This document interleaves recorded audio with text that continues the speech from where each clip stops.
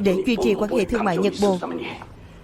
Đại bản doanh đã ra lệnh toàn bộ hàng bị giữ của thương nhân Bồ Đào Nha phải lập tức được trả lại vô điều kiện, sau này cũng không được áp dụng hành động tương tự.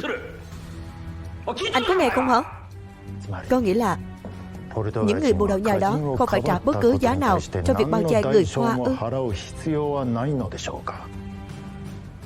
Vậy sau này chúng ta đàn áp thương nhân người Hoa kiểu gì? Kiểm soát quyền thương mại của Macau ra sao? Đến nước này rồi, anh còn đang ảo tưởng chuyện kiểm soát toàn diện Macau à? Đừng mơ mộng nữa. Nhìn thẳng vào thực tế đi. Trong cuộc tranh giành vật tư sắp tới, làm thế nào để xoay chuyển cục diện? Làm thế nào để không thua? Đấng thương nhân người Hoa đó, anh hãy nghĩ cho kỹ vào. Hiểu chưa cơ quan trưởng Sao Hoa?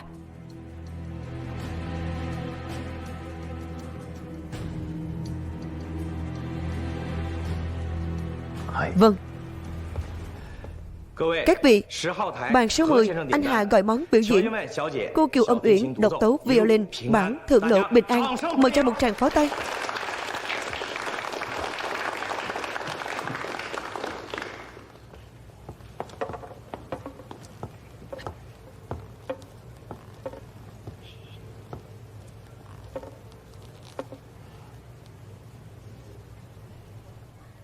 Cảm ơn anh Hà.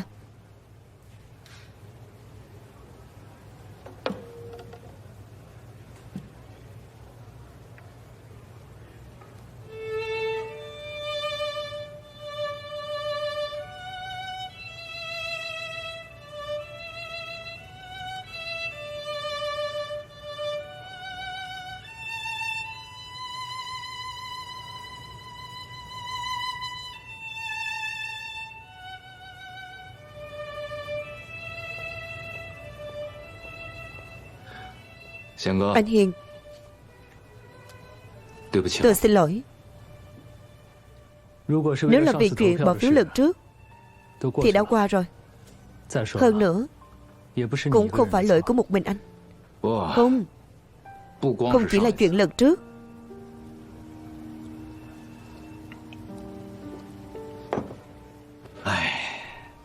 Bao nhiêu năm nay, rất nhiều người nói Lạc Bách tôi quá lương lèo, làm việc không có nguyên tắc. Nhưng có mấy ai hiểu được chỗ khó của tôi chứ? Tôi là một đứa trẻ người Hoa, được người Bồ Đào Nha nhận nuôi. Huyết thống và quốc tịch vốn dĩ đã xung khắc. Người Trung Quốc coi tôi là người Tây, quên đi gốc gác. Còn người Bồ Đào Nha chưa chắc đã thực sự coi tôi là người nhà. Lâu dần, chính tôi cũng không biết rốt cuộc mình đứng về phía bên nào, rốt cuộc mình là người như thế nào. Không còn cách nào khác. Tôi chỉ đành làm tốt những gì trong bổn phận của mình. Gặp phải khó khăn, bên nào tôi cũng không muốn đắc tội, kể cả khi làm việc với người Nhật cũng vậy. Giờ thì nghĩ thông suốt rồi sao?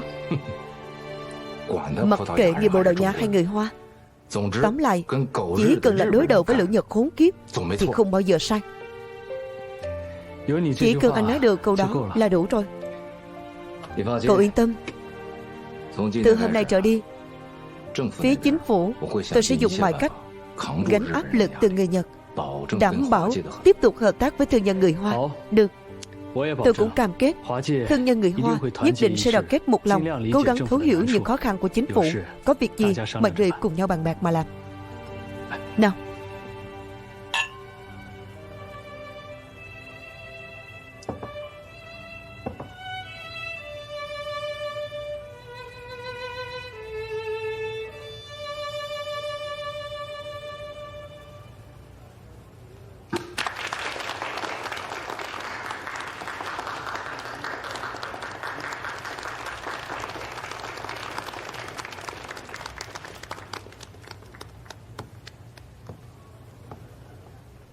À phải rồi, cũng phải cảm ơn cậu đã ủng hộ Âm Uyển ở lại Bát Trùng Thiên.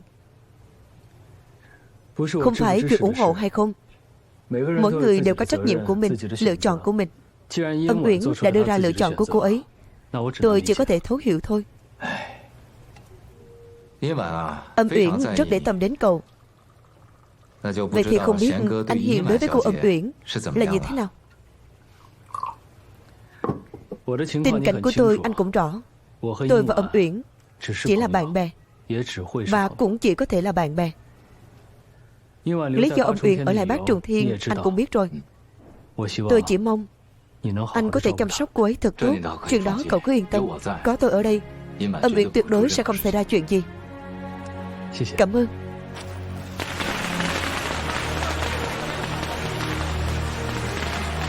Hay, hay, hay.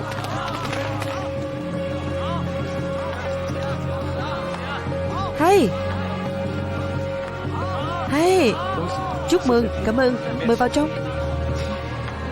Ông chủ Kha, chúc mừng, cảm ơn. Ông chủ Mã, làm ăn phát đạt. Cô Hiệp, mời vào trong. Được, chúc mừng, chúc mừng. Cảm ơn.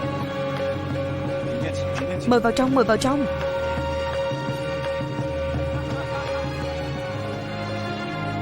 Phía thương nhân Ngụy Hòa đã bàn xong, đảm bảo sẽ tham gia.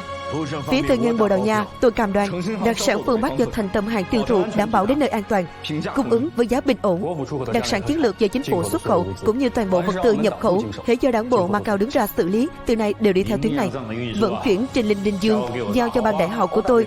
Đại đội trưởng Âu như tôi nhắn lại, hàng tới Trung Sơn anh ấy lo tròn an toàn. Bất kể là hàng của nhà nào, chỉ cần qua Trung Sơn, phần còn lại tôi phụ trách.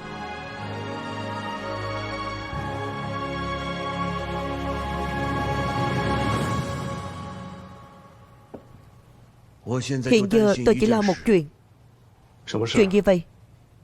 Có tuyến vật tư hợp tác đa phương này rồi, người Nhật sẽ không còn khống chế được kinh tế Macau nữa.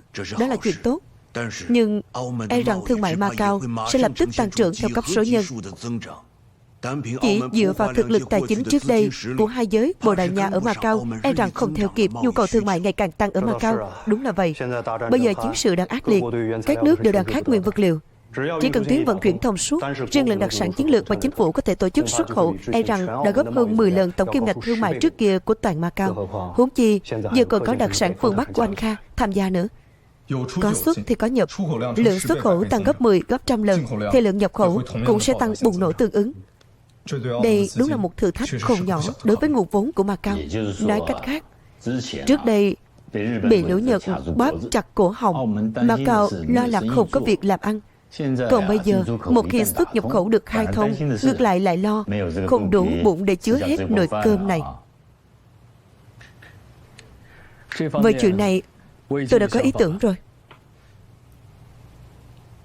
Ý tưởng gì? Đây là bản kế hoạch thành lập Quỹ dự trữ liên hợp do tôi lấy bên Đại phòng soạn thảo. Giờ đây, tôi chính thức giao lại cho Chủ tịch Hiệp hội Ngân hàng.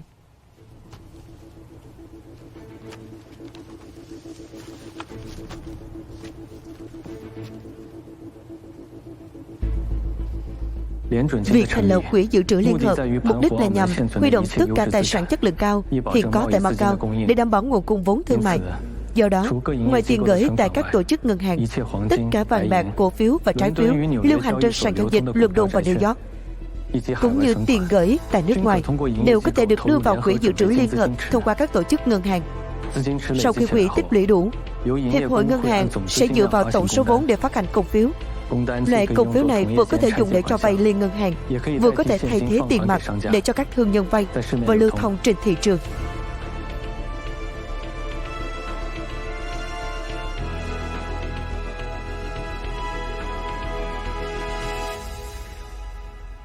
Chiêu này của Hải Hiền quá thâm độc. Không được. Tuyệt đối không thể để phương án này được thông qua. Nhưng phương án này mang lại lợi ích quá lớn cho sự phát triển thương mại của Macau. Chính phủ và giới kinh doanh đồng loạt ủng hộ, không ngăn cản được. Không có chút hy vọng nào sao?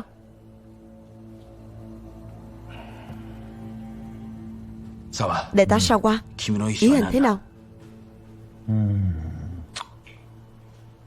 Theo tôi thấy, thông qua thì cứ thông qua thôi.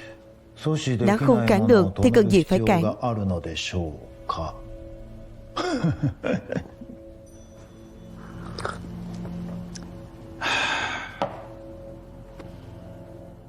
Cổ phiếu do chủ tịch kiểm duyệt và ký phát Nói cách khác, người nắm giữ toàn bộ bí mật thương mại của Macau chính là chủ tịch Hiệp hội Ngân hàng. Đúng chứ? Đúng vậy. Vậy thì ai quy định chủ tịch nhiệm kỳ tới nhất định phải là người của bọn họ? Giả sử là người của chúng ta, chẳng phải sẽ có lợi mà không có hại sao?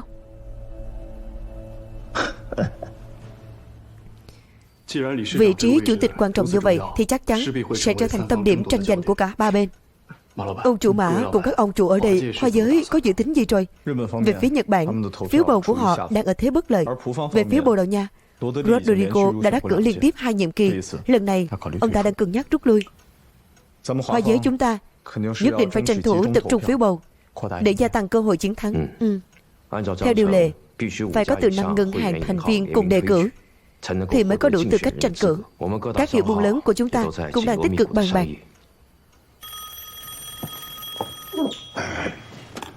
Alo, đại tá Sawa, đã có danh sách ứng cử viên rồi. Không ngờ chỉ có 3 người.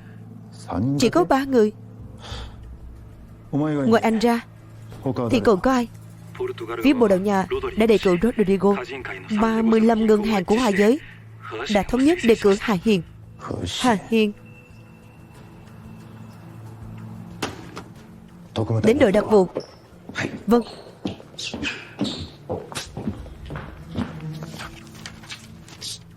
Những nơi Hà Hiền thường lui tới chỉ có nhiều đây thôi à? Anh ta là người cực kỳ nhàm chán. Mỗi ngày ngoài đi làm ra thì chỉ có về nhà. Tất cả những nơi anh ta đến đều đã được ghi lại đầy đủ.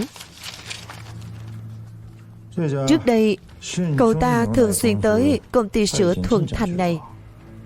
Có phải có quan hệ làm ăn gì không? Cũng không hẳn. Đồ ngọt và sữa của công ty Thuận Thành này nổi tiếng nhất Macau, lại nằm ngay trên phố tài chính ở đại lộ Almendra Ribeiro. Chẳng phải nhà họ Hà có 2 đứa trẻ sao? Vậy nên Hà Hiền thường đến mua đồ ngọt của họ.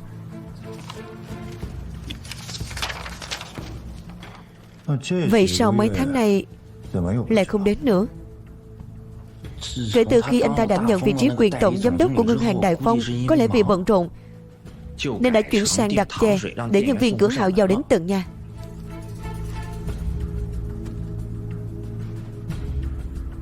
Tôi biết rồi.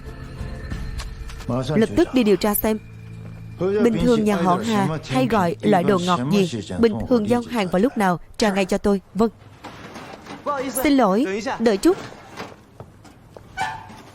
Cảm ơn nhé.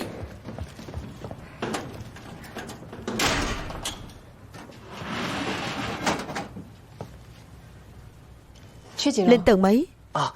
Đợi chút, để tôi kiểm tra lại mẫu giấy ghi địa chỉ.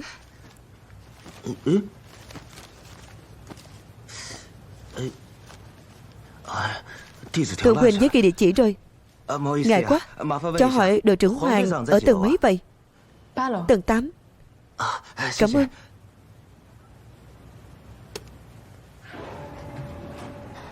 Thực ra tôi thường đến khách sạn Đông Á này giao chè. Chỉ là việc khách này đặt lần đầu tiên nên tôi không nhớ rõ là ở tầng mấy nữa. Nhà họ Hà thường ăn mấy loại này sao? Đúng vậy. Thường thì vợ anh ta sẽ gọi điện đặt hàng, đôi khi anh ta cũng tự đặt. Sau đó nhân viên của Thượng Thành sẽ giao đến trước giờ cơm tối. Vừa hay lúc đó bọn trẻ nhà anh ta cũng tan học có thể ăn luôn.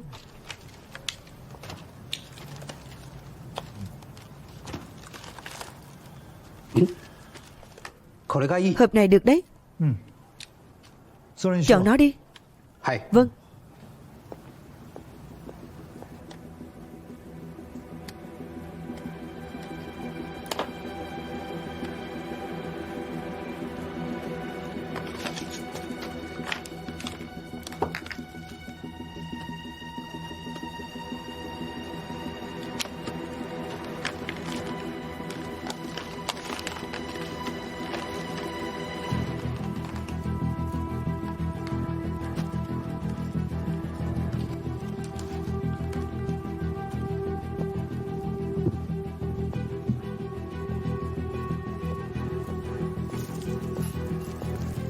Cô Kiều, cô khoan trần giúp tôi tiết mục độc tấu hôm nay. Quản lý, bình thường anh có thích ăn chè không?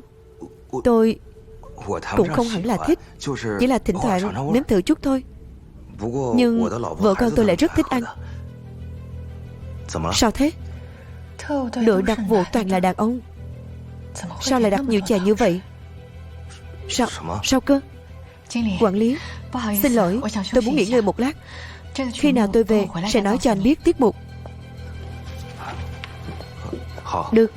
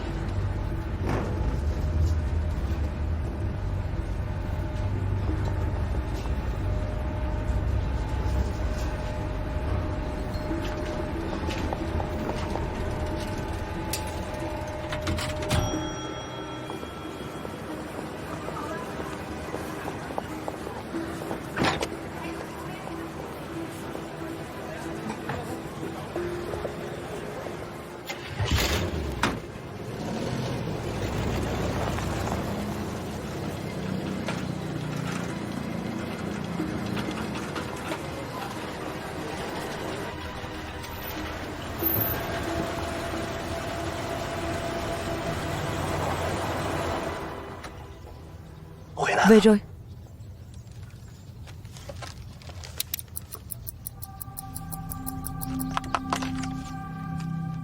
Bom đến ngược 5 phút.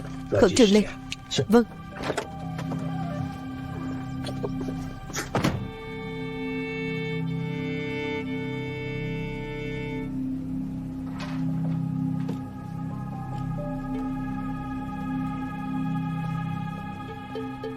Âm Uyển, cô đoán xem tôi mang gì đến cho cô này. Là pudding sữa 2 lớp vừa mới ra lò, tôi mang từ nhà bếp tới đấy. Cô xem, bát vẫn còn nóng hổi đây. Chỉ là khách hàng này đặt lần đầu tiên.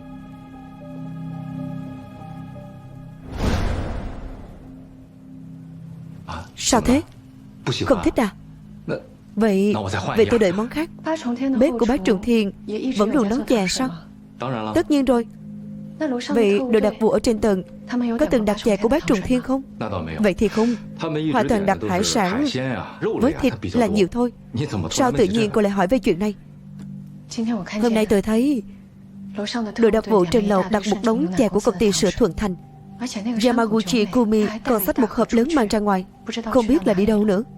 Trong anh ta cẩn thận dè dặt, cứ như đang cầm thứ gì đó quý giá. Một hộp chè, thứ gì đáng để người có cấp bậc như Yamaguchi Kumi phải đích thân mang đi, lại còn cẩn thận đến thế cơ chứ. Từ từ thôi anh Hiền, vất vả cho cậu rồi, về đi. Vậy sáng mai chúng tôi sẽ tới đón anh đúng giờ. Được, vâng.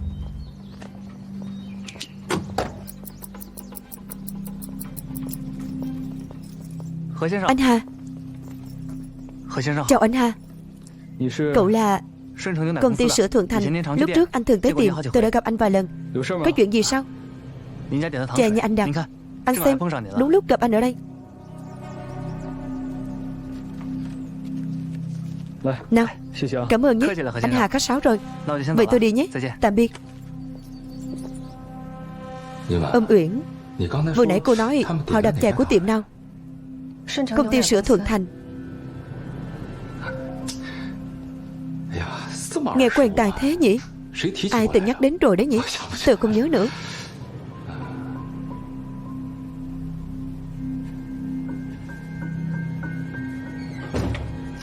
Con về rồi à? Bố. Này, chào các con đấy. Ô, chè.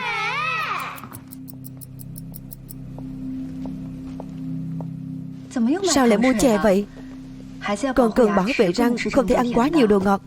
Không phải anh mua, Thuận Thành vừa mang tới, anh tình cờ gặp. Bố mua đúng không? Không phải bố. Chắc chắn là bọn trẻ năn nỉ bố mua cho. Em khai ân một lần đi.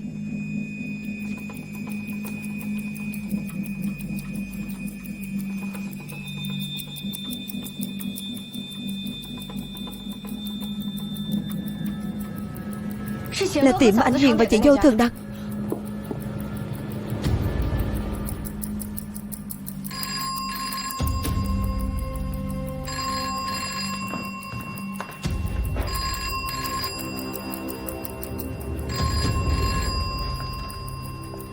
Alo, anh Hiền. Hôm nay đội đặc vụ đặt rất nhiều chai của công ty sữa Thuận Thành. Yamaguchi còn xách một hộp, đi đâu không rõ.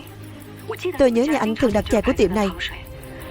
Vì không biết hai việc này có liên quan gì với nhau không, nhưng tôi cứ cảm thấy nên báo cho anh một tiếng.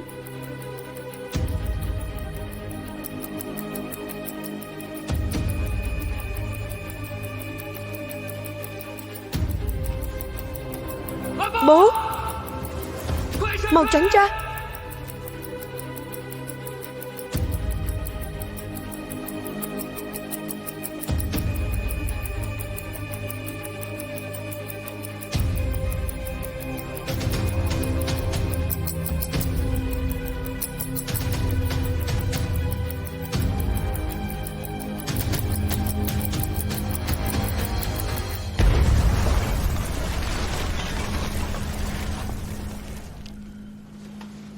Hiền, vết thương của ông cụ đã xử lý xong, tình hình cơ bản đã ổn định.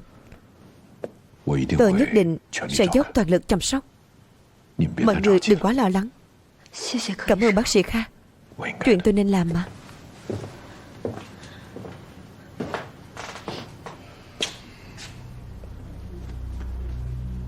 Có chuyện gì thì gọi tôi.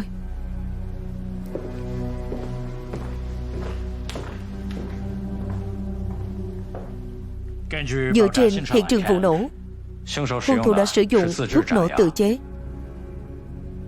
Sức công phá không lớn lắm. Tạm thời chưa tìm thêm được manh mối cụ thể nào khác. Cảnh sát sẽ tiếp tục điều tra làm rõ. Anh còn điều tra cái gì nữa?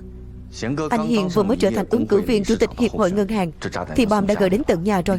Anh nói cho tôi biết, không phải người Nhật làm thì còn có thể là ai? Đúng vậy, đến người già và trẻ con mà cũng không tha. Đúng là tàn bạo hết mức. Cảnh sát các anh không bắt người mà còn chờ gì nữa? Tổng thanh tra Goyer, vụ án mạng của ông Lưu còn chưa nguôi. Nay lại xảy ra chuyện thế này. Nếu chính phủ và cảnh sát vẫn tiếp tục dung túng cho người Nhật thì còn ai dám tin vào pháp trị của Macau này nữa? Đại tá Sawa, lần nào cũng để tôi phải đi dọn dẹp hậu quả cho anh. Trước khi hành động, ít nhất anh cũng nên báo cho tôi một tiếng chứ. Nói cho anh biết thì anh có đồng ý không? Đương nhiên là không. Hà Hiền vừa mới được đề cử làm ứng viên thì đã có kẻ gửi bom tới nhà. Đến kẻ ngốc cũng biết là ai làm. Tôi đã nói với anh rất nhiều lần rồi, Macau không phải là vùng bị chiếm đóng. Anh nhất định phải công khai trở mặt với chính phủ Bồ Đào Nha tại Macau. Hủy hoại tiền đồ của đế quốc sao? Để Hà Hiền lên làm chủ tịch hiệp hội ngân hàng mới gọi là hủy hoại tất cả mọi thứ của đế quốc tại Macau. Nếu đã muốn cho nổ thì sao không nổ chết hắn luôn đi? Giờ thì hay rồi, người không chết, trộm gà không được còn mất nắm gạo. Lần này xem như hắn may mắn, nhưng hành động lần này cũng không hẳn là không có hiệu quả. Anh nói vậy là sao? Nói cách khác, quả bom này là một lời cảnh cáo. Hắn chưa chắc đã dám đánh cược mạng sống của cả gia đình để tham gia cuộc bầu cử ngày mai đâu.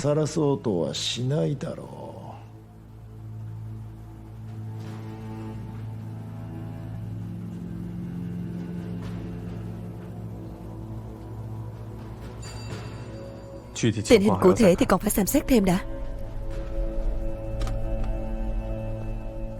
Là Rodrigo.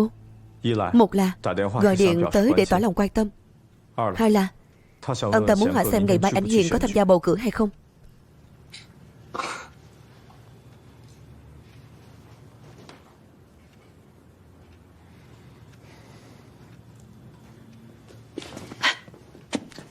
Đừng quấy rầy người ta vào lúc này. Nếu ngày mai anh ấy không tham gia bầu cử thì thương mại tài chính của Macau phải làm thế nào? Bom gửi đến nhà anh Hiền. Theo tôi thấy thì anh ấy nên rút lui. Anh ấy nên rút lui là hợp tình hợp lý.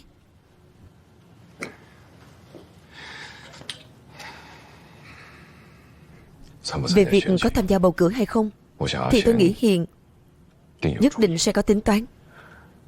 Mọi người, đã muộn thế này rồi.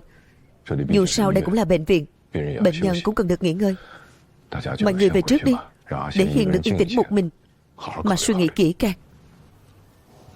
Cựu quan trưởng, vừa mới gây ra động tĩnh lớn như vậy, cảnh sát Macau, Bồ Đào Nha đều đã điều tra kỹ lưỡng đội đặc vụ của chúng ta. Chúng ta thực sự phải ra tay vào lúc này sao? Cỡn tắc vô áy náy. Được, để tôi nghĩ cách. Tôi sẽ cố gắng hết sức. Không phải cố hết sức, mà là nhất định phải làm được.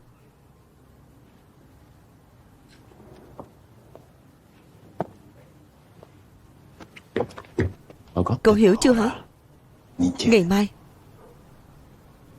tuyệt đối không được để Hải Hiền còn sống mà bước vào hội trường.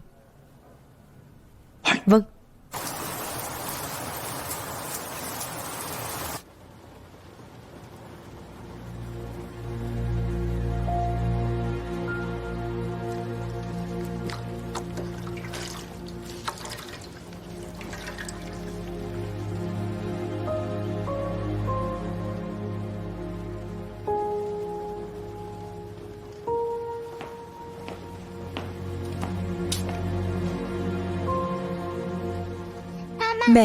Mẹ, đừng sợ, mẹ ở đây, đừng sợ. Ngoan.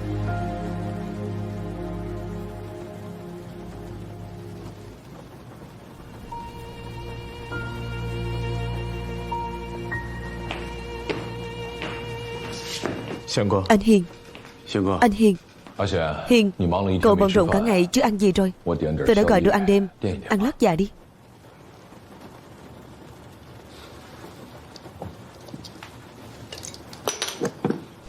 Anh Hiền, uống một chút đi.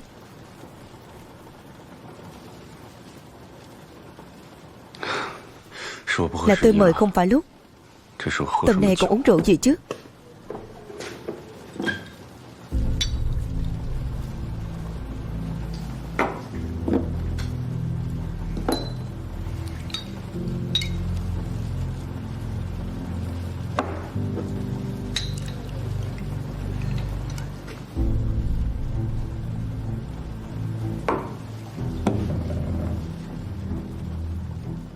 Mọi người, Hải Hiền tôi có chuyện muốn nhờ. Xin càng trước để tỏ lòng thành.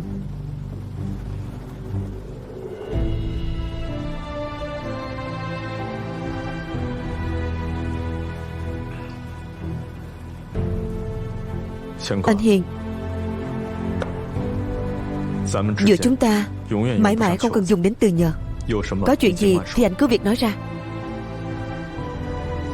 Nếu như ngày mai tôi xảy ra chuyện thì cả nhà tôi xin giao phó lại cho mọi người. Hiền, cậu thực sự nghĩ kỹ rồi sao? Sao qua Eisaku cứ muốn tôi từ bỏ tranh cử. Hắn càng ngông cuồng thì tôi càng không để hắn toàn nguyện. Nếu tôi chùng bước vào lúc này, vậy chẳng phải bố và thằng bé chịu tổn thương vô ích sao? Chỉ có đấu với người Nhật đến cùng mới thực sự là báo thù cho người nhà.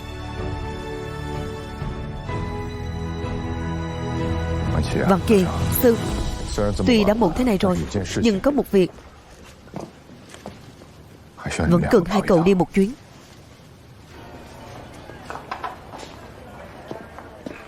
Lát nữa chỉ cần tên họ Hà kia dám bước ra, tông chết anh ta cho tôi. Vâng. Hai người các cậu lanh lẹ lên cho tôi. Lát nữa lỡ không tông chết được thì lập tức đi đi.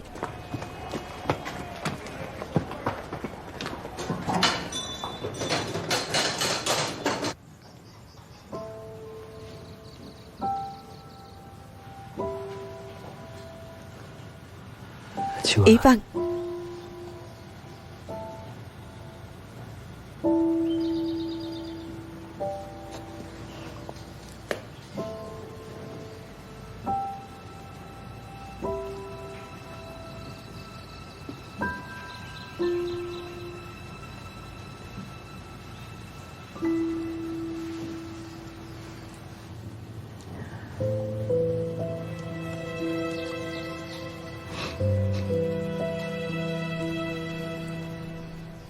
ở nhà có em, anh yên tâm.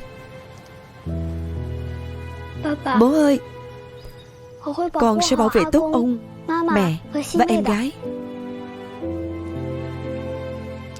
Ừ, ngoan lắm. Vậy anh đi đây.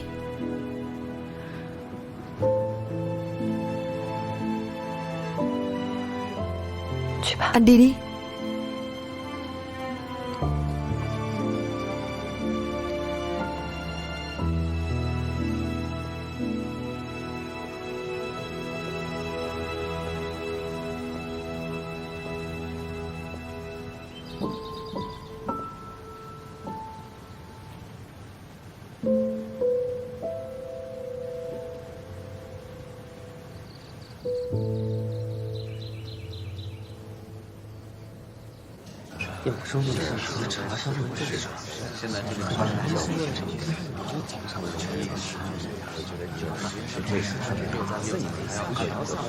Sao ông chủ Hà vẫn chưa tới vậy? Sắp đến giờ rồi. Hội trưởng Cao, rốt cuộc bao giờ Hà Hiền mới tới?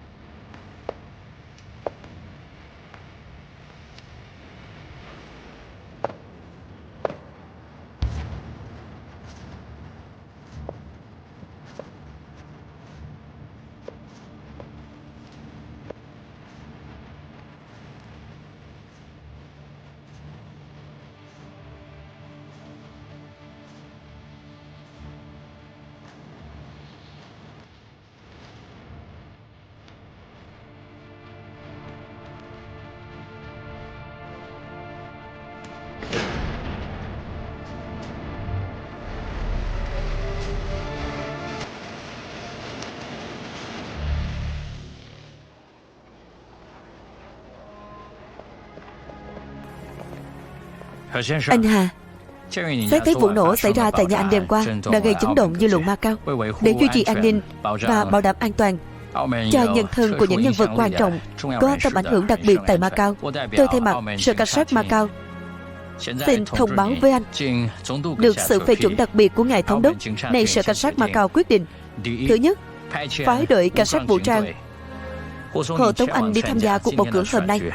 Thứ hai, kể từ hôm nay, tại khu vực gia đình anh sinh sống sẽ thiết lập thêm 2 post an ninh cố định, cùng với 4 tổ cảnh sát tuần tra lưu động, bố trí đủ cảnh lực thay ca trực đêm ngày để đảm bảo an toàn cho khu dân cư. Cậu Hà, hôm nay tôi đưa anh em tới đây cũng là có ý như vậy. Tử Hiệp, có. Thì từ hôm nay, sự an toàn của cả nhà anh Hiền giao cho cậu đấy, không thành vấn đề. Cảm ơn. Cảm ơn mọi người.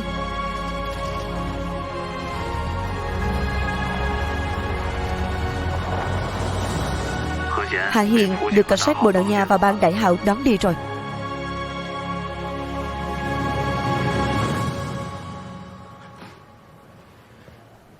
Đại tá sao qua? Việc đã đến nước này, anh còn cố chấp mãi sao?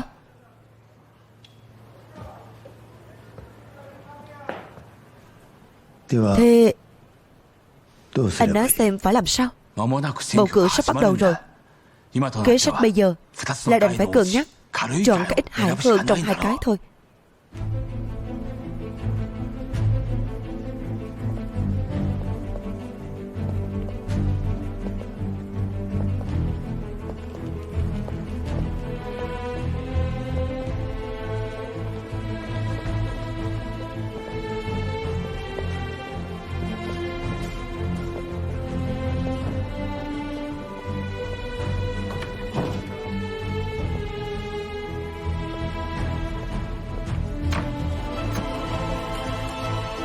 Anh Hiền, ông chủ Hà, ông chủ Hà.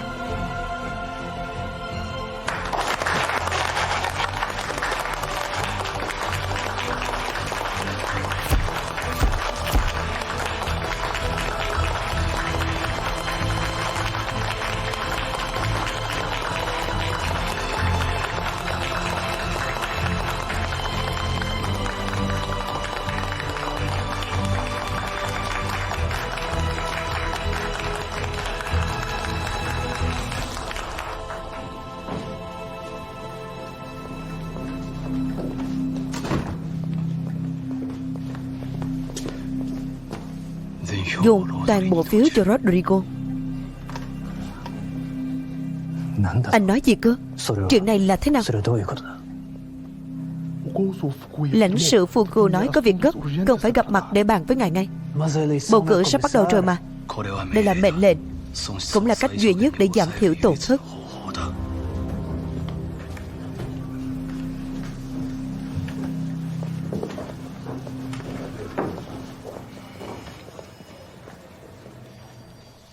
Hội nghị thường niên và lễ bầu chủ tịch nhiệm kỳ mới của Hiệp hội Ngân hàng Macau chính thức bắt đầu. Cuộc bầu cử hôm nay có tôi đại diện cho chính phủ Macau đến đây để chủ trì.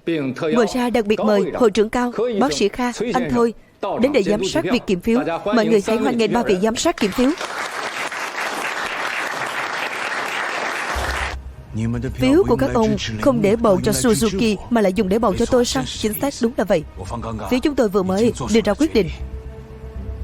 Toàn bộ 20 phiếu của phía chúng tôi đều bầu cho ông, cộng thêm 25 phiếu của thương nhân Bồ Đào Nha. Cuộc bầu cử hôm nay, ông chắc chắn sẽ áp đảo Hà Hiền, nắm chắc phần thắng giành ghế chủ tịch. Nhưng tại sao phải làm vậy? Đương nhiên là để giúp ngân hàng Đại Tây Dương tiếp tục ngồi vững vị trí đầu tàu trong giới ngân hàng Macau.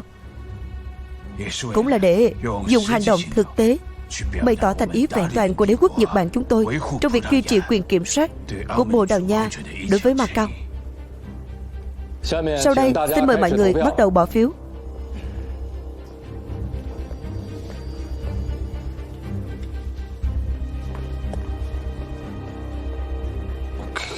Bọn Nhật này đang làm cái gì vậy? Bọn chúng vô cùng xảo trá. Chúng ta đợi Rodrigo xem sao. Hiền, bọn Nhật này lại định giở trò gì nữa đây?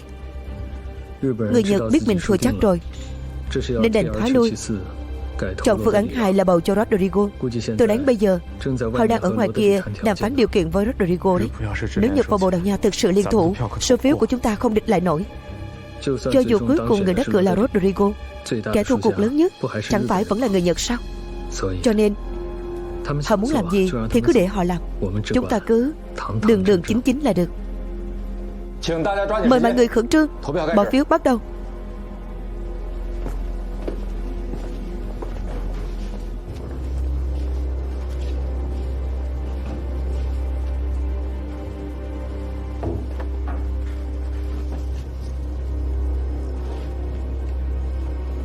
Ngân hàng Hàng Ích, Bầu Hà Hiên. Ngân hàng Vĩnh Long, Bầu Hà Hiên. Ông Rodrigo, đây là cơ hội duy nhất để ông đắc cử đấy. Rốt cuộc ông còn do dự điều gì? Nhưng tôi vẫn không tin trên đời có ai cho không ai cái gì, nhất là từ người Nhật các ông. Lãnh sự Fuku cứ nói thẳng đi, rốt cuộc ông muốn trao đổi lợi ích gì với tôi? Vậy tôi xin nói thẳng với ông tại đây, đó là sau khi ông tái đắc cử chức chủ tịch, ông phải tuyên bố hủy bỏ phương án quỹ dự trữ liên hợp mới. Thì ra là vậy. Để bày tỏ thiện chí hợp tác của phía Nhật, tôi xin đảm bảo với ông, sau khi ông quay lại hội trường, sẽ tận mắt thấy 20 phiếu của chúng tôi được bầu cho ông trước. Như vậy chắc ông yên tâm rồi chứ? Thế sao? Vậy tôi phải tận mắt chứng kiến rồi. Ngân hàng Vạn Tường, Bầu Hà Hiên. Ngân hàng Quảng Thái, Bầu Hà Hiên.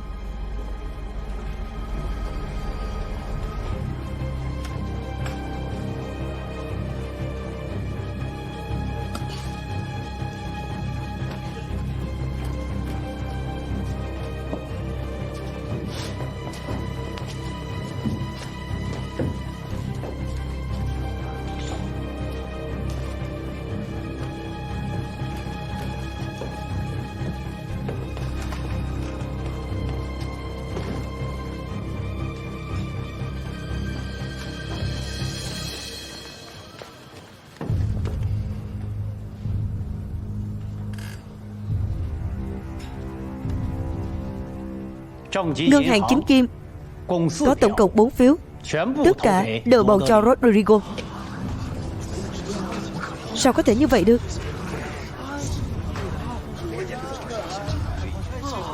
Ngân hàng Cộng Thắng bầu cho Rodrigo. Ngân hàng Hoa Uy bầu cho Rodrigo. Ngân hàng Trung Liên bầu Rodrigo. Tôi còn tưởng chúng ta thua chắc rồi. Nhưng bây giờ người Nhật đã quyết tâm muốn ngăn cản Hai Hiền đắc cử, nên cuối cùng đã đứng về phía chúng ta. Vậy còn đợi gì nữa? Chúng ta mau bỏ phiếu thôi. Đừng vội. Người Nhật thích diễn kịch thì cứ đợi họ diễn xong đã.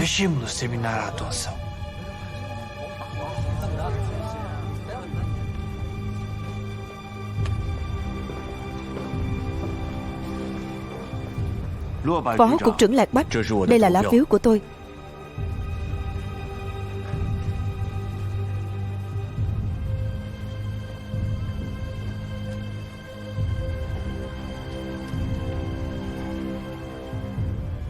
Phiếu thứ nhất của ngân hàng Đại Tây Dương, bầu Hà Hiền.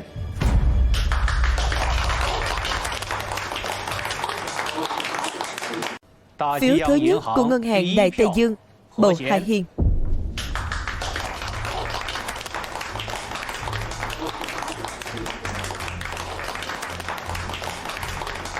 Ngân hàng Đại Tây Dương, Hà Hiền.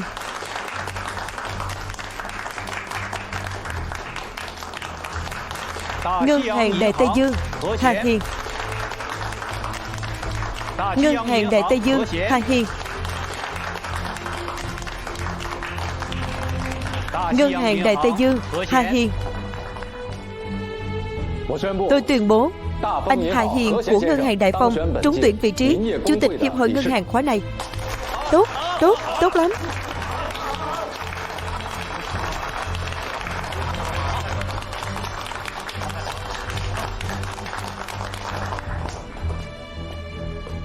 Cậu Hà, được tự tay trao trọng trách này cho cậu là vinh hạnh của tôi. Tôi tin chắc rằng hiệp hội ngân hàng Macau chắc chắn sẽ tiếp nối và phát triển dưới sự lãnh đạo của cậu, có tương lai sáng sủa, đi tới một tương lai tốt đẹp hơn.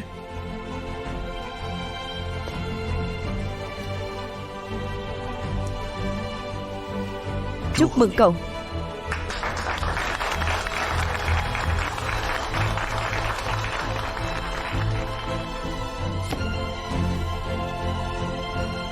Sau đây bắt đầu nghị sự hạng mục đầu tiên của hiệp hội ngân hàng khóa này, biểu quyết phương án quỹ dự trữ liên hợp ngành tài chính Macau. Ai đồng ý phương án này mời giơ tay.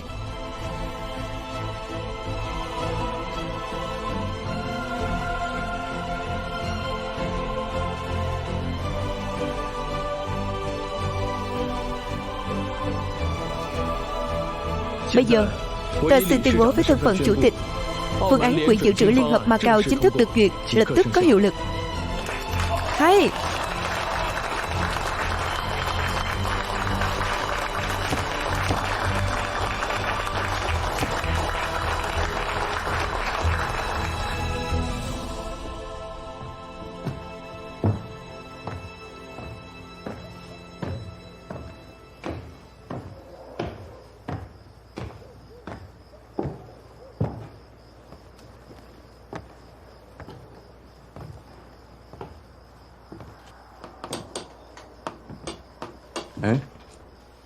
Tiểu Phồn lại đang học gỡ điện báo à?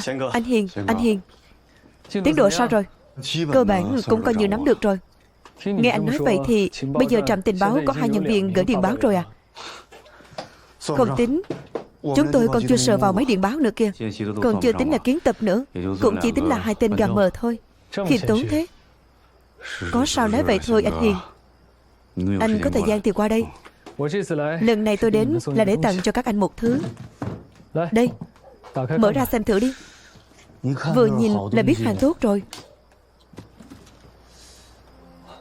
Cái này hình như là máy điện báo. Đúng, đây là máy điện báo. Chẳng phải bọn Nhật đã cấm toàn bộ máy móc truyền tin trên thị trường rồi sao? Tôi còn không tìm được, anh lấy đâu ra vậy? Trên thị trường không có, nhưng ngân hàng có. Không thì sao ngân hàng tiếp nhận được thông tin cổ phiếu và giá niêm yết ngoại hối toàn thế giới được? Dạo này ngân hàng kiểm kê tài sản, phát hiện ra trong danh sách vật tư tồn kho có một máy điện báo dự phòng. Sau đó bị anh trộm về chứ gì? Chống Nhật chống giặc sao gọi là trộm được? Đây gọi là mượn. Dù sao tạm thời ngân hàng cũng không dùng tới. Tôi nghe giọng anh sao giống một câu từ nói thế? Anh Hiền, cảm ơn nhé. Được rồi, tôi đi đây. Cảm ơn anh. Tôi lại nợ anh nữa rồi.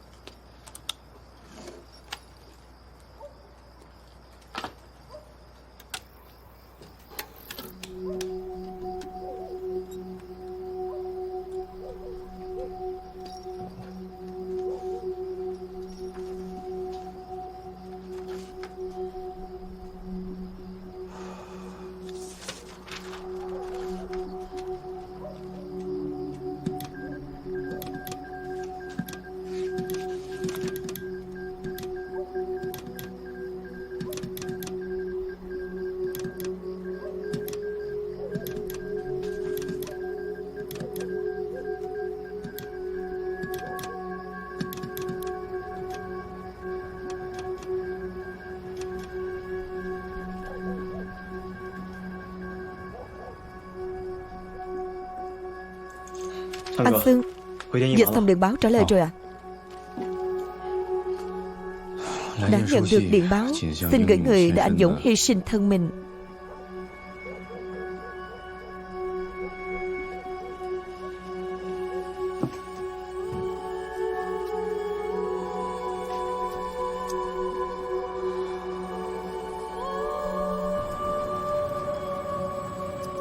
Tôi chuột ra rồi.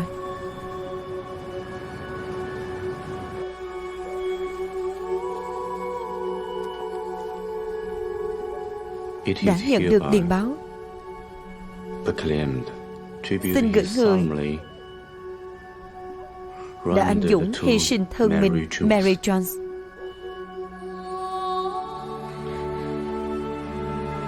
Trạm trưởng tiền nhiệm trạm dịch vụ tình báo quân đội Anh ở Macau.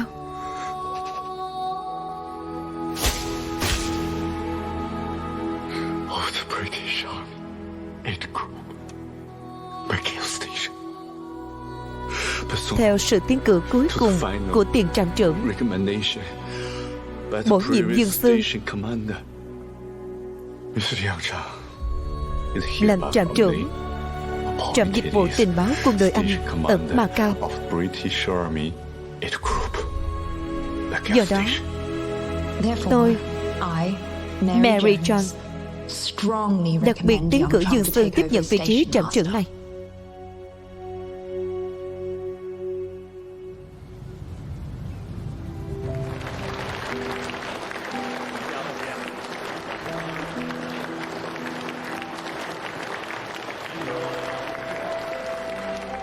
Bệnh của bà Kỳ khỏi hẳn rồi chứ?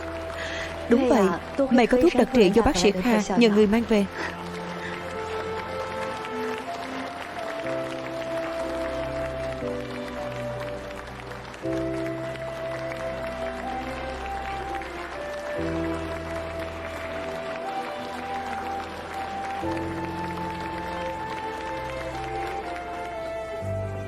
Từ khi Normandy đổ bộ mở ra chiến trường thứ hai ở châu Âu tới nay, thế tấn công của quân đội mình như vũ bão, nhanh chóng phá tan miền đông bắc nước Pháp.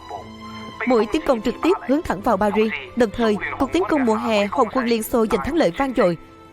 Phòng tuyến sông Vistula trên mặt trận phía đông của Pháp xít Đức đã hoàn toàn sụp đổ.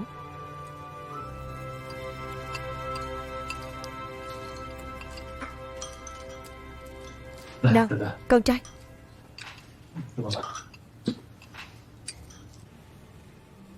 Ngài tư lệnh, tôi đã nhiều lần báo cáo Bộ Tư lệnh Quân Viễn Chinh. Các lực lượng chống Nhật hiện nay ở Macau, với thương nhân Bồ Đào Nha địa phương, bọn hải tặc ở Linh Đinh Dương và cả các đội du kích đảng Cộng sản ở Trung Sơn đã cấu kết với nhau cả rồi. Chính phủ Bồ Đào Nha tại Macau cũng dung túng cho sự tồn tại của họ.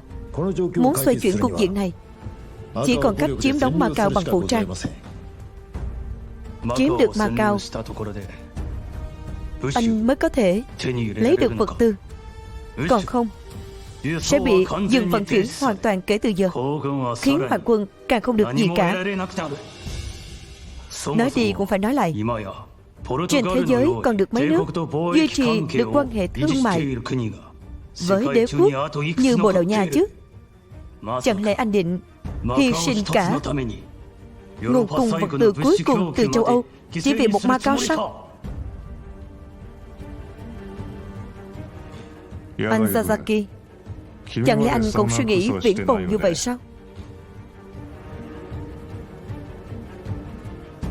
Nếu Bộ Tư lệnh không thể chấp nhận phương án chiếm đóng Macao, muốn xoay chuyển tình thế, chỉ còn một cách. Cách gì?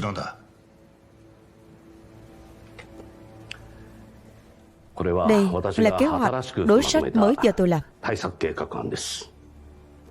Mời ngài xem qua.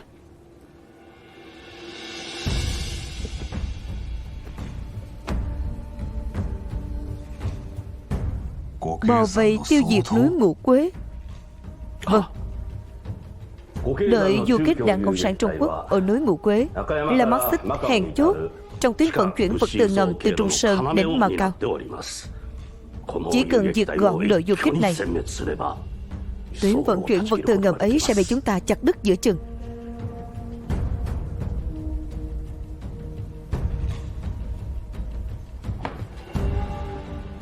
Thưa ngài Tư lệnh, cá nhân tôi xin chịu toàn bộ trách nhiệm nếu kế hoạch thất bại.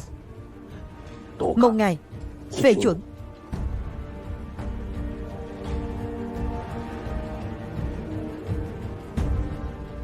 Hai vị nghĩ thế nào? Tôi tán thành.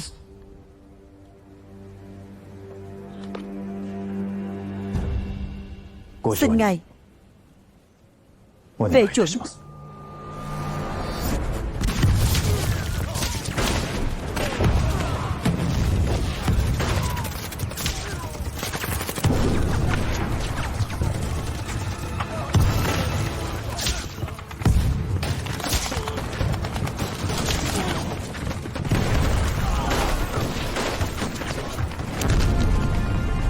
Hổ tử,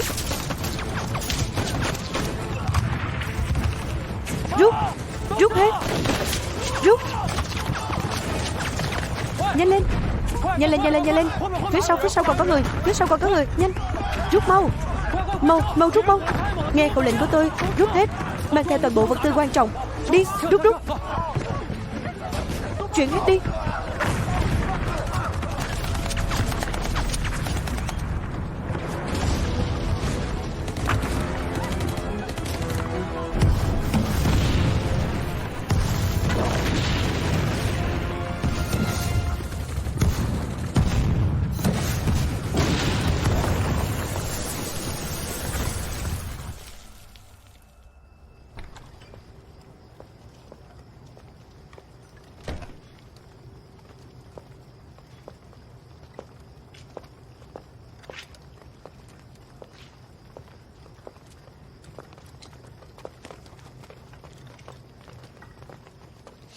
Dừng vận chuyển toàn bộ cũng là chuyện bất đắc dĩ. Tam gia, tôi biết 2 năm nay bang ta giúp đỡ vận chuyển vật tư kháng chiến, không kiếm được bao nhiêu, miễn cưỡng đủ cầm cự. Một khi dừng vận chuyển, ai là khó mà đảm bảo kế sinh nhai của các anh em. Nếu có khó khăn, thứ tôi quan tâm không phải là tiền. Cuộc sống của anh em có vất vả đến đâu cũng chưa đến mức chết đói. Điều tôi lo lắng là lô quần Wolfram lớn vừa mới vận chuyển tới, trước đó đã thỏa thuận sẽ đổi với chuyến tàu chở dầu Diazen mà Rodrigo vừa vận chuyển tới Macao. Một khi dừng vận chuyển, số hàng quan trọng như thế này bị giữ trong tay. Người Nhật Bản thì kiểm tra gắt gao, thời gian kéo dài, sợ là sẽ để lộ chuyện gặp rắc rối. Chính vì lô hàng này quá quan trọng, nếu không có đội du kích hộ tống, rủi ro thực sự quá lớn.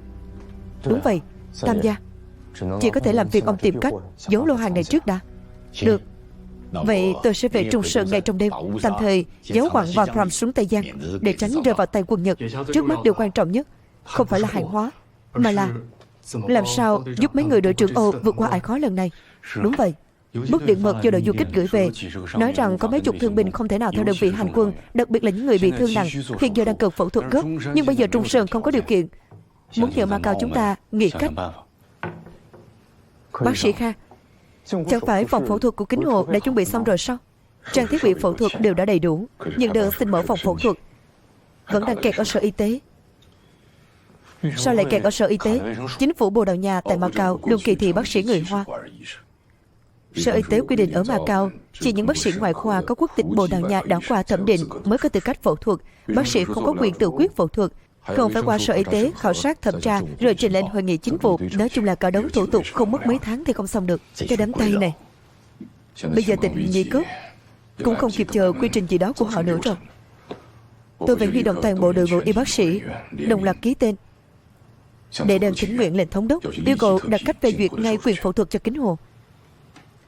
Chỉ cần quyền phẫu thuật được phê duyệt, Môn Tam Gia lập tức chuyển thương binh đến Macau.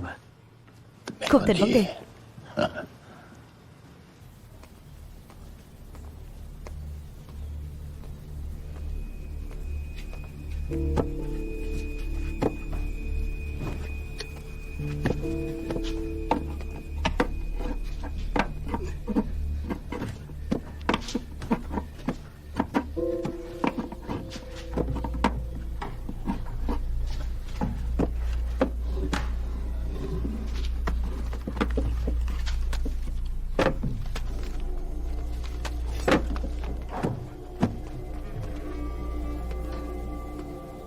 Ma Gia, Ma Gia, chú Trung, chú Trung, chẳng phải bảo cậu đi trong cửa sao?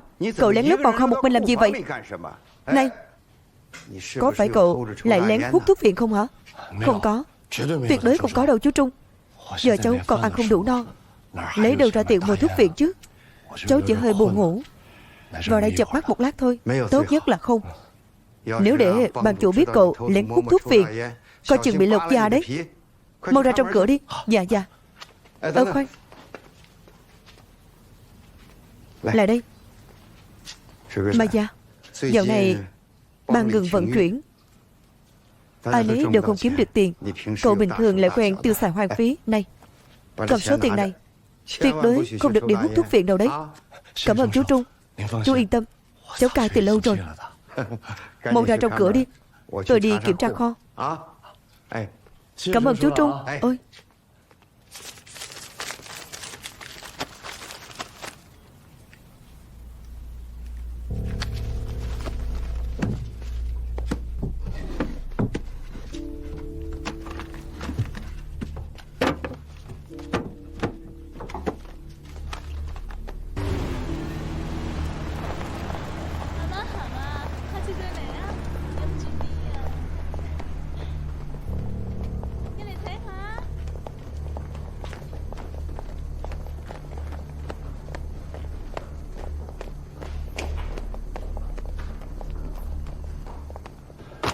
ông chủ, theo giá chợ đen, nửa thỏi vàng đổi một hộp, 3 hộp đủ hút 3 tháng trước. Đủ. Vậy thì ông mau lên. Đi nhanh đi. Gấp cái gì?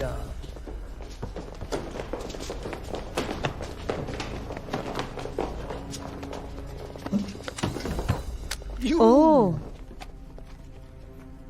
penicillin này,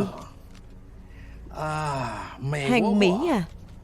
Lại còn là hàng quân dụng nữa chứ. Ma Gia, cậu được đấy. Nói xem nào, đồ tốt thế này từ đâu ra vậy? Lượng vàng Wolfram lớn như vậy được giấu ở Trung Sơn, nhưng dù biết thế thì cũng vô ích. Địa điểm giấu hàng chỉ có đám thủ lĩnh cốt lõi nhất của bang Đại Hào mới biết. Hiện Trung Sơn rộng như thế, chúng ta biết đi đâu mà tìm chứ? Chúng ta không tìm được quặng Wolfram ở Trung Sơn, nhưng số dầu diesel mà Rodrigo dùng để đổi hàng chẳng phải vẫn đang ở Macau sao? Nhưng bây giờ tuyến vận chuyển vật tư của đối phương đã ngừng vận chuyển, dầu diesel của Rodrigo cũng sẽ không nhúc nhích. Cho nên mới cần ngài lãnh sự ra mặt, ép họ phải hành động. Chính quyền Macau vừa nhận được công hàng khẩn cấp do phía Fuku Yasumitsu gửi tới. Xét thấy gần đây tình trạng buôn lậu ở Macau đang nghiêm trọng, phía Nhật Bản yêu cầu từ hôm nay tiến hành một đợt thanh tra truy quét buôn lậu nghiêm ngặt, mang tính chất phối hợp với Macau. Việc đó thì liên quan gì đến số dầu diesel mà tôi cần? Lãnh sự Rivi, Ngài phải biết rằng Nhật Bản có quyền phối hợp chống buôn lậu trên toàn Macau. Theo yêu cầu của họ, trong thời gian truy quét buôn lậu, Macau buộc phải tạm dừng toàn bộ vận chuyển hàng hóa bằng tàu buôn. Tất cả thương nhân phải khai báo toàn bộ hàng tồn kho trong vòng 3 ngày. Sau đó, đội liên hợp phòng chống buôn lậu sẽ tiến hành thanh tra triệt để trên toàn Macau. Bất kỳ vật tư nào không khai báo, một khi bị phát hiện, đều bị coi là hàng lậu. Đội liên hợp phòng chống buôn lậu có quyền niêm phong hàng hóa và lập tức bắt giữ toàn bộ người có liên quan tại hiện trường. Hiện giờ phía Nhật đang vây quét Trung Sơn trong tình trạng phong tỏa nghiêm ngặt như vậy. Lô dầu diesel này không thể vận chuyển ra ngoài được. Nếu không khai báo, một khi bị kiểm tra phát hiện, chính phủ Macau có tham gia vào việc này thì sẽ vô cùng rắc rối. Ý tôi là lần này chỉ có thể từ bỏ toàn bộ lô dầu diesel này. Sau này sẽ tổ chức nguồn hàng khác. Ngài thống đốc, ngài đang đùa gì vậy? Hàng trăm nghìn quân Nhật đang tấn công Hồ Nam, Quảng Tây và phía Bắc Quảng Đông. Lô dầu diesel này là để cung cấp cho các đoàn phục vụ của quân Anh và các đoàn quan sát của quân Mỹ ở các vùng Thiều Quan, Quế Lâm và Huệ Châu. Họ chuyên dùng dầu này cho việc sơ tán khẩn cấp. Nếu từ bỏ lô dầu diesel này khiến đoàn phục vụ và đoàn quan sát của quân đồng minh chúng ta không kịp rút lui, thì ai trong các ngài sẽ chịu trách nhiệm? Nhưng chẳng phải bây giờ đã hết cách rồi sao? Ai mà ngờ được người Nhật lại nhân lúc tuyến vận chuyển ở Macau bị gián đoạn mà đột nhiên thanh tra chúng ta chứ? Lãnh sự Rivi, lần này chỉ định xin các ngài thông cảm cho tình thế khó khăn của Macau. Ngài thống đốc, tôi không thể thông cảm được. Ngài có thể sợ Nhật Bản đang làm đè trước mắt, nhưng ngài cũng đừng quên rằng bất kể là ở chiến trường châu Âu hay là Thái Bình Dương, quân đồng minh Anh Mỹ chúng tôi đều đang giành thắng lợi liên tiếp. Kết quả cuộc chiến tranh này cũng là ván đã đóng thuyền. Mà trong tương lai không xa, cục diện của cả vùng Viễn Đông sẽ thế nào, có lẽ cả Macau và Bồ Đào Nha đều biết rõ.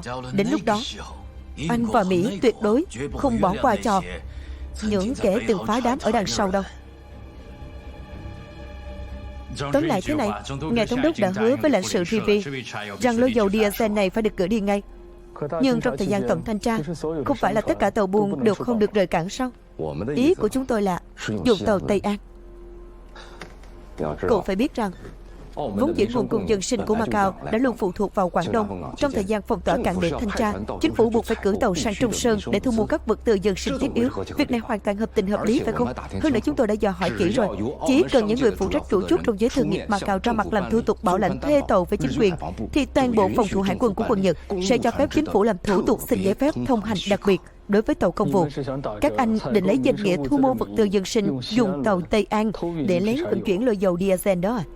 Không còn cách nào khác. Việc bảo lãnh thuê tàu tôi sẽ đứng ra lo liệu. Thủ tục thông hành sẽ do Tổng cục Kinh tế thay mặt xin phía Nhật. Anh Hiền, điều chúng tôi mong anh làm chỉ là khởi động tuyến vận chuyển phía Trung Sơn, thông báo cho hàng tam hợp đến nhận hàng đúng hẹn, nhân tiện còn có thể chuyển lộ quặng Wolfram mà quân đồng minh đang cần cấp về Macau. Cách này đúng là một công đôi việc. Không được, làm vậy quá mạo hiểm. Hàng hóa do thủ lĩnh thương nhân Bồ Đào Nha vận chuyển, việc xin thủ tục thông hành là Tổng cục Kinh tế của chính phủ lo liệu. Một khi xảy ra bất kỳ sơ suất nào để người Nhật phát hiện, thì sẽ thành thương nhân Bồ Đào Nha bắt tay với chính phủ để vận chuyển vật tư chiến lược. Cậu Hà, cậu có lo sao quá không? Chính vì chính quyền không thể nào đi buôn lậu, nên cho dù người Nhật có đa nghi đến đâu, cũng không đến mức nghi ngờ đến tận tàu Tây An. Hôm nay là hàng chót kê khai vật tư. Lô dầu diesel này dù muốn hay không muốn cũng phải chuyển đi. Tạm gác lại chuyện vận chuyển dầu diesel đã. Tôi muốn hỏi chuyện này trước. Bệnh viện Kính Hồ đã nộp đơn xin được chuyển giao quyền phẫu thuật được mấy hôm rồi. Tại sao đến bây giờ vẫn chưa được phê chuẩn? Cái gì? Quyền phẫu thuật thôi mà đến bây giờ vẫn chưa được phê chuẩn sao? Thì bởi vì mấy hôm nay ngài thống đốc cứ quay cuồng với vụ dầu diesel nên không có thời gian mà. Chỉ cần giải quyết được vụ dầu diesel, những chuyện khác chắc chắn sẽ được thực hiện nhanh chóng.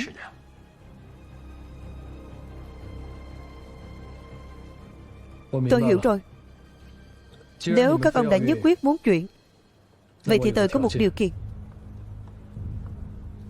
Tại sao Hà Hiền lại chủ động nhận bảo lãnh cho việc thuê tàu Tây An? Ý của anh ta là để thương nhân Bồ Đào Nha và chính phủ ra mặt hết thì quá rủi ro. Nếu xảy ra sơ suất thì Macau sẽ gặp tai họa lớn. Anh ta là thành viên Hiệp hội Ngân hàng, cũng coi như là đại diện của giới thương mại Macau. Để anh ta bảo lãnh thuê tàu, chính phủ có thể đẩy trách nhiệm sang trong mình anh ta. Vậy được, tôi đồng ý có quyền phẫu thuật cho bệnh viện Kính Hồ. Không, ngài thống đốc, bây giờ ngài không thể phê duyệt quyền phẫu thuật cho họ được. Tại sao? Ngài thống đốc, Tại sao Hai Hiền lại nhất quyết muốn mở phòng phẫu thuật kính hồ? Chỉ để cứu chữa cho thành viên của đội du kích Âu Tân bị thương thôi. Một khi ngài ký phê duyệt, một số lượng lớn thương binh của đội du kích Đảng Cộng sản sẽ được đưa đến Macau để phẫu thuật. Nếu như người Nhật phát hiện thì phải làm sao? Macau cũng sẽ không thoát khỏi tội danh vi phạm lời hứa trung lập, âm thầm hỗ trợ kháng Nhật, và chúng ta biết ăn nói sao với Hai Hiền. Chỉ có một cách thôi, cầu giờ. Sở Y tế đã có quy định rõ ràng bằng văn bản, chỉ bác sĩ người Bồ mới có tư cách tiến hành phẫu thuật. Đến lúc đó cứ nói điều kiện của bệnh viện Kính Hồ chưa đáp ứng được, kéo dài cho tới khi số dầu diesel đó được vận chuyển đi là xong. Nhưng làm vậy chúng ta biết đối mặt sao với Hai Hiền. Giữa cá nhân và chính phủ, ngài thống đốc, lựa chọn đã là vô cùng rõ ràng rồi.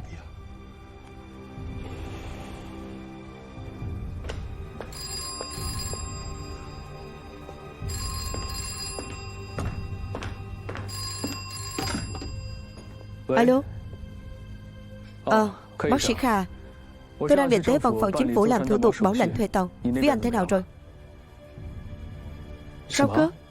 Bị phủ quyết rồi. Phải, đã nhận được văn bản phúc đáp chính thức từ Sở Y tế. Bác sĩ người Hoa tại Macau không có quyền phẫu thuật. Đơn xin cấp quyền phẫu thuật của bệnh viện Kính Hồ đã bị bác bỏ. Sao lại như vậy được? Thế này chẳng phải họ đang lật lọng sao?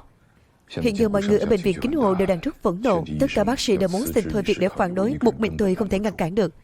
Đã báo cho Vạn Kỳ mau chóng tới đây. Thay mặt hội từ thiện Kính Hồ đứng ra trấn an mọi người. Được, tôi biết rồi. Tôi sẽ tới phủ thống đốc ngay. Mọi người chờ tin từ tôi.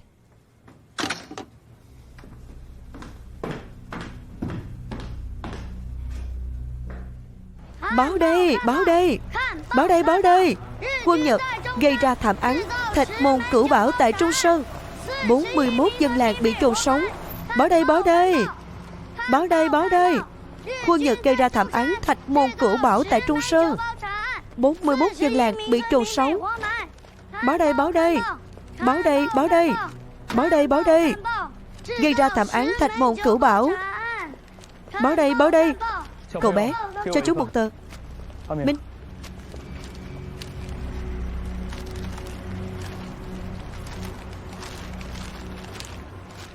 Báo đây, báo đây. Báo đây, báo đây. Các anh em, khẩn trương lên.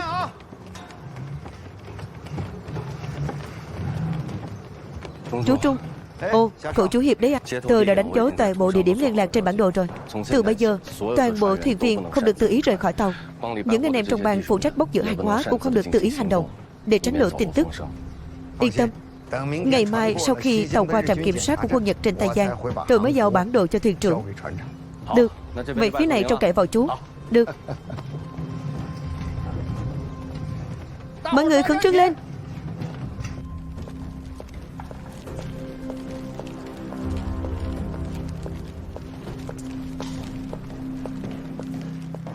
Các người cứ ngăn cản đủ được, chỉ lo giữ thân mình, nên thương binh mới bị kẹt lại núi Ngũ Quế mà không được cứu chữa. Những dân làng vô tội liều mình bảo vệ thương binh mới bị thảm sát dã man.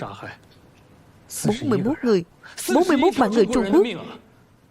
Cậu Hà, không ngờ người Nhật lại điên cuồng như vậy. Chúng tôi thực sự cũng không ngờ tới điều này. Nhưng dù sao thì bi kịch cũng do một tay người Nhật Bản gây nên. Nói đi cũng phải nói lại, đội du kích mấy người Âu Tân sớm muộn gì cũng sẽ bị quân Nhật tiêu diệt. Vì chính phủ Macau chúng tôi chỉ có thể làm như vậy thôi. Dù sao thì người Trung Quốc cũng sẽ thua người Nhật, nên giúp đội du kích dù chỉ một chút cũng chẳng đáng là bao. Còn vận chuyển dầu diesel cho Anh và Mỹ, dù rủi ro lớn đến đâu cũng đều đáng giá. Đây chính là logic của các người, đúng không? Cậu Hà, tôi biết cậu đang rất phẫn nộ, nhưng đây là hiện thực. Hiện tại Macau không dám đắc tội với Nhật Bản, sau này càng không dám đắc tội người Anh và người Mỹ. Có biết là tại sao không? Đều là tại Macau quá yếu ớt, nên chỉ có thể chấp nhận những chuyện này. Anh Hà, tôi muốn khuyên anh một câu. Cục diện chiến tranh thế giới đã rất rõ ràng rồi. Chiến thắng của quân đồng minh Anh-Mỹ cũng chỉ còn là vấn đề thời gian. Anh làm người làm ăn chắc phải hiểu đạo lý, tránh hại tiềm lợi hơn chúng tôi. Chuyện đội du kích hiện tại chỉ có thể nhẫn nhịn, không chỉ vì Macau, mà đối với anh cũng là cách để tự bảo toàn bắt buộc. Còn việc giúp Anh và Mỹ vận chuyển chuyến dầu diesel này lại càng chôn sẵn một nước cờ cho tương lai, đợi đến khi lũ người Nhật này bị đánh bại đi. Thế lực Anh Mỹ quay trở lại, ai còn nhớ tới một đội du kích bé nhỏ đã bị người Nhật tiêu diệt kia nữa. Người Anh, người Mỹ sẽ chỉ nhớ rằng chính anh mới là người đã ra tay giúp đỡ họ trong thời khắc then chốt.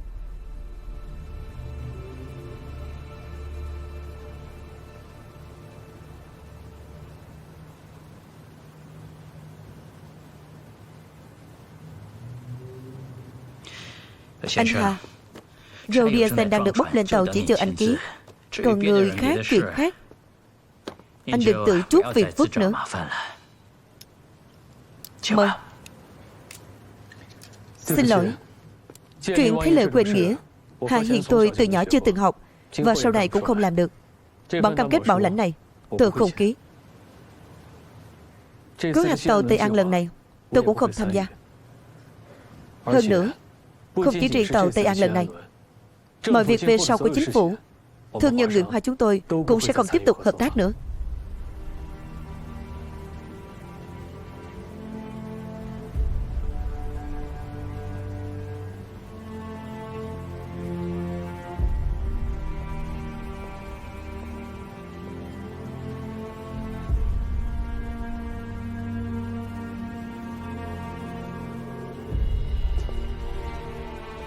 Tôi khuyên ông một câu, trong mắt chỉ có lợi ích, không có đạo nghĩa, sớm muộn gì cũng có ngày tự gánh hậu quả.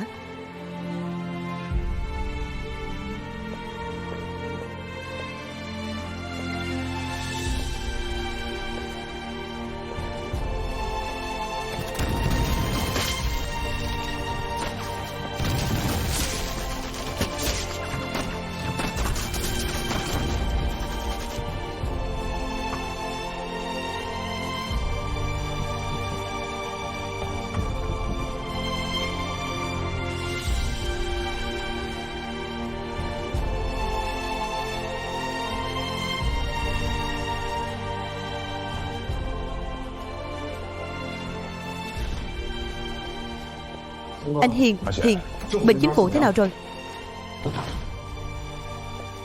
Ủy viên Hà, có phải chính phủ không chịu thu hồi quyết định đã ban ra không? Nếu là như vậy, toàn thể đồng nghiệp ngành y chúng tôi có một chuyện hơi quá cần nhờ. Một anh có thể hiểu cho.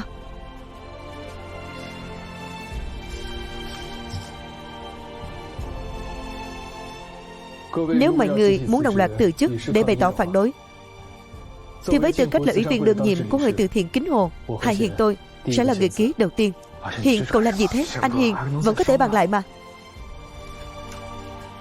Mấy người tự nhìn xem.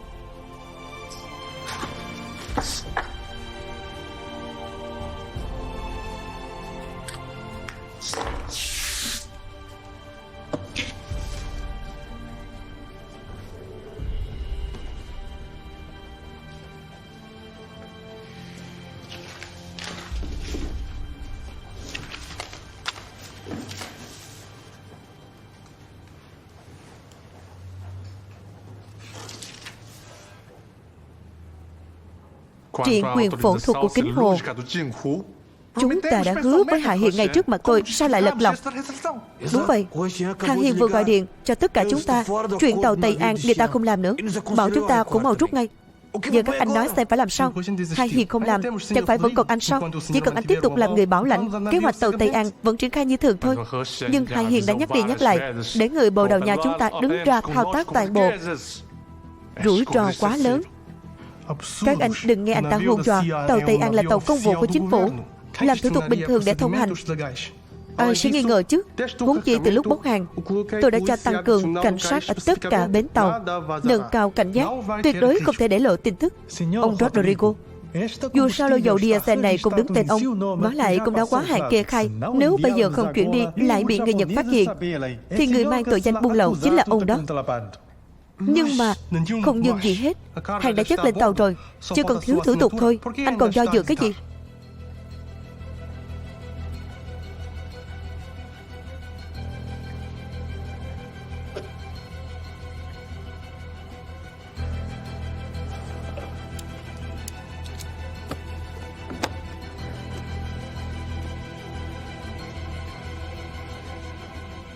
Dốc sức đi.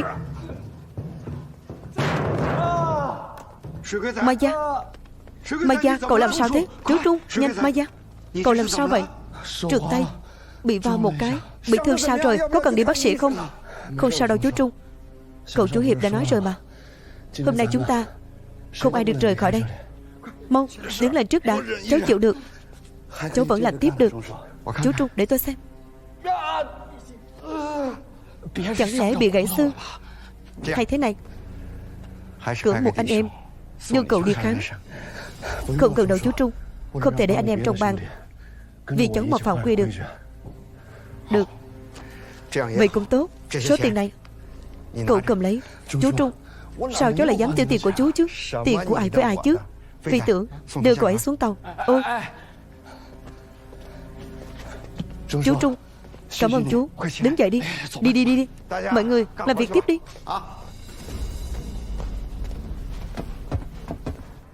Vậy là đã xác định rồi đúng không? Lạc Bách đã tới lãnh sự quán xin thủ tục thông hành. Giờ khởi hành là 5 giờ sớm mai. Tốt. Anh thấy có nên báo hải quân ngay bây giờ phục kích chặn bắt, đủ các tàng chứng vật chứng lưu không? Không. Tôi quen phía hải quân, để tôi liên lạc. Anh là nhà ngoại giao, tốt nhất cứ giả vờ không biết gì. Giao cho tôi đi. Tôi biết rồi. Vậy phần còn lại giao cho anh. Mọi thứ chuẩn bị xong chưa? Xong hết rồi. Hành động theo kế hoạch. Các tổ tách ra xuất phát. Đến đúng 10 giờ thì hành động. Rõ. Hiền, tôi biết cô đang tức giận, nhưng nóng giận không giải quyết được vấn đề. Đối mặt với cường đảo, chính phủ Bồ Đào Nha tại Macau mềm yếu sợ hãi cũng không phải là lần đầu. Đó là bản chất họ quyết định. Chúng ta tức vì họ không chịu đứng lên, nhưng không thể chỉ dựa vào phẫn nộ mà rảnh nước mà lật mặt được. Làm vậy chỉ khiến cuộc diện càng căng thôi. Bác sĩ Kha, đến mức này rồi, anh còn muốn duy trì cuộc diện gì nữa? Bởi vì kẻ thù lớn nhất của chúng ta là lỗ Nhật. Bác sĩ Kha, bình thường anh nói gì tôi cũng chấp nhận được, nhưng lần này tôi không nhịn nổi.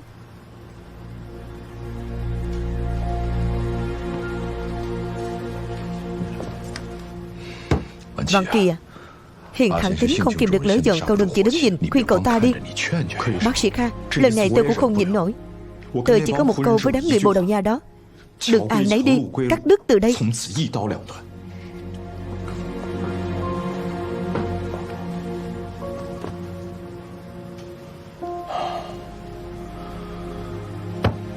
Vậy Hiền, chính phủ có liệu làm tiếp vụ tàu Tây An không? Tôi đã rút rồi, cũng đã báo cho Rodrigo và Lạc Bách. Họ còn làm tiếp kiểu gì được? Nhưng cậu đã kiểm chứng lại sau đó chưa? Tôi đã nói rồi, tôi còn chưa ký lấy một chữ. Họ làm gì được chứ?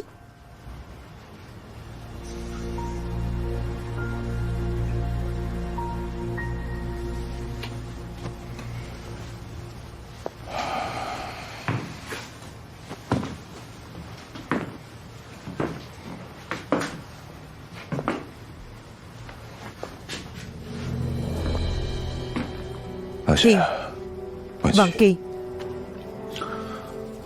dù hai cậu có nghe lọt tai hay không, tôi vẫn phải khuyên một câu.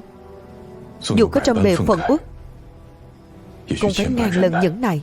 Vì so với đại cục, cảm xúc cá nhân của chúng ta nhỏ bé đến mức không dám chắc. Tôi biết hai cậu đều là người hiểu nặng nhẹ, hiểu đạo lý, biết đặt đại cục lên trước.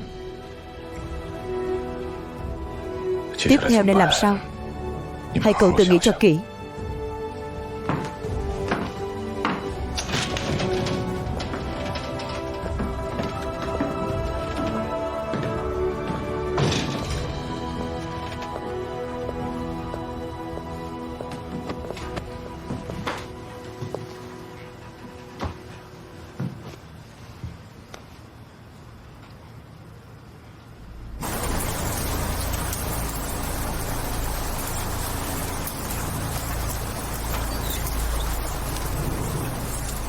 Bạn ơi, ăn cơm chưa?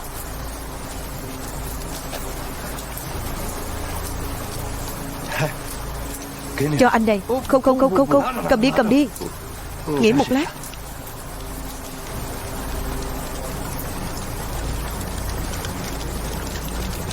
Nghỉ một lát nhé. Được.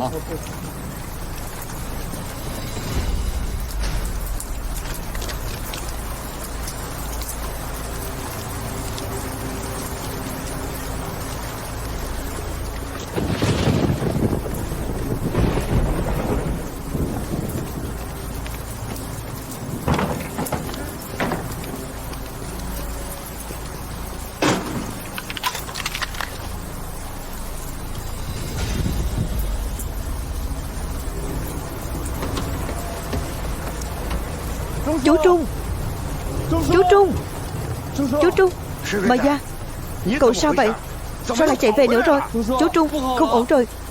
Cháu vừa khám bác sĩ từ phòng khám ra, tình cờ gặp đám Hoàng Công Kiệt dẫn người đang đi về bến cảng, nên cháu quay lại báo tin. Hoàng Công Kiệt, bọn chúng tới đâu rồi? Họ sắp tới rồi. Tôi canh ở đây. Cậu mau đi báo cho cảnh sát Bồ Đào Nha và thủy thủ trên tàu. Nhanh lên.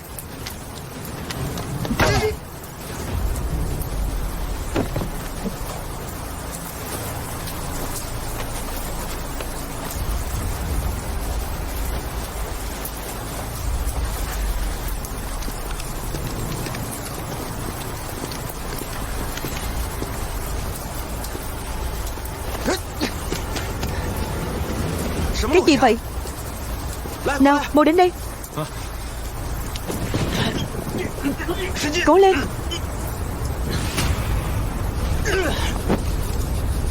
Đi.